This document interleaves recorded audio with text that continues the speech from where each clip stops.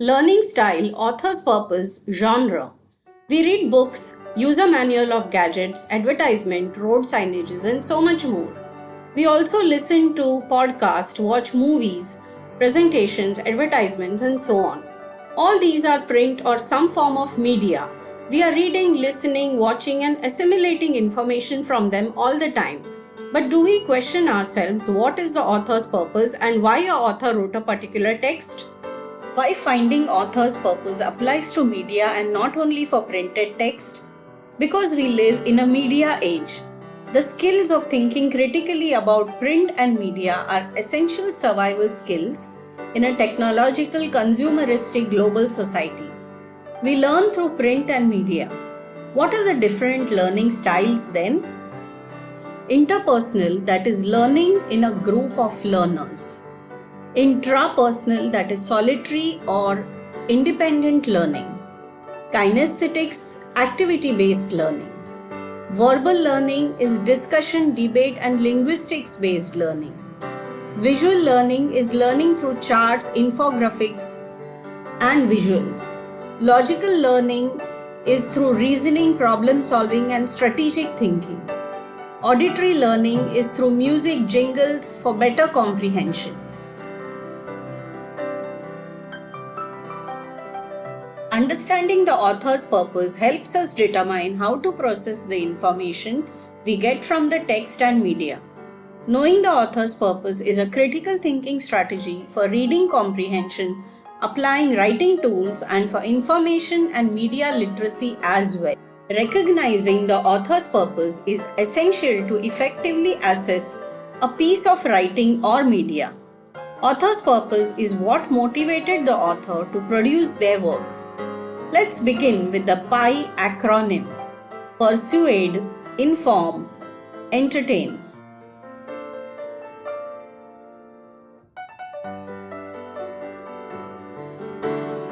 So let's begin with the first variety of author's purpose, persuade.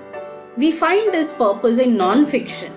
Here the author has a certain point of view and aims to convince the reader or make the audience agree to his point of view. The audience may take a decision or action based on this persuasion. Tactics used in persuasive writing could be repetition, supporting evidence, forceful phrases, emotive imagery, photographs, stating their point of view to impress and opposing others' point of view. Few examples would be restaurant menu, a travel advertisement, an editorial article in newspaper, and a political speech.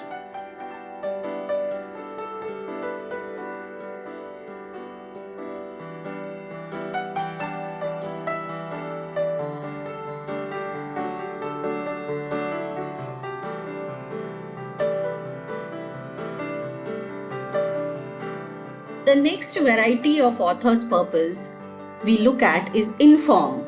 Here the intention is to inform and educate on real-world topics with facts. This can include expository, explanatory, and descriptive text that exposes, explains, and describes procedures, methods, formulas, meanings, definitions, concepts, and such other with an intent to teach and not influence. Examples of informational text would be encyclopedia, textbooks, newspapers, and recipe books. The main difference between persuade and inform is when facts are masked with opinions, to persuade rather than inform and teach.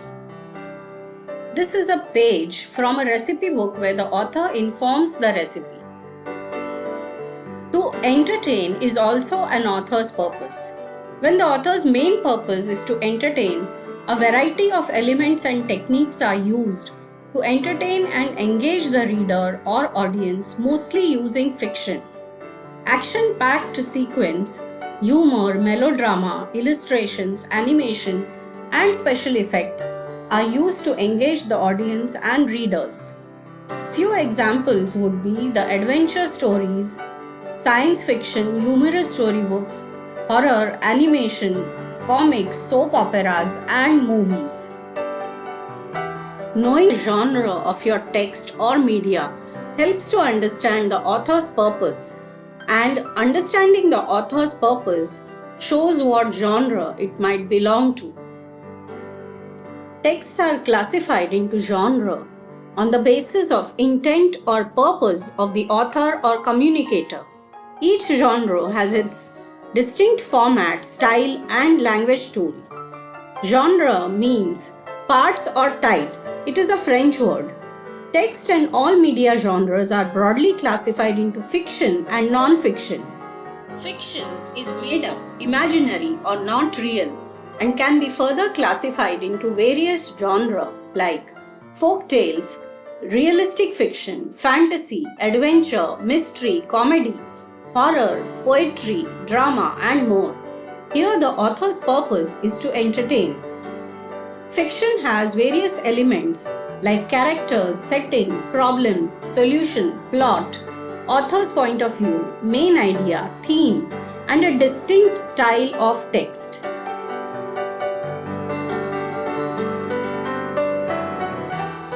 Now we look at some examples from fiction. Bukasura by Arundhati Venkatesh is an adventure fiction. Devourers from Suryaksh by Varun Sayal is a fantasy fiction. Annual Haircut Day by Vani is a funny story. Great Folktales of the World by Anita Murthy is obviously a folk tale. In fiction, the author's purpose is to entertain. Some fiction stories might have a moral, but the primary intent is to entertain. Now we look at non-fiction genre. Non-fiction genre is factual, real, and can be research-based, like research journal, newspapers, biographies, narrative non-fiction, encyclopedias, directories, travelogues, self-help books, maps, menu, and more. In these, the author's purpose can be to inform or to persuade. There are various features of non-fiction books: captions, table of contents, glossary, index, infographics, maps, illustrations, photographs, and a distinct text structure. Now we look at some examples of non-fiction genre. Textile Research Journal, Science Visual Encyclopedia, a travelogue named Around India in 80 Trains by Monisha Rajesh, and newspapers. In non-fiction genre, the author's purpose is to persuade or to inform or both. In advertisements, purpose is to persuade in an entertaining manner. In restaurant menu, purpose is to persuade. So friends, I end this video here. Thank you for watching. Please keep coming back to Readalicious for more such videos.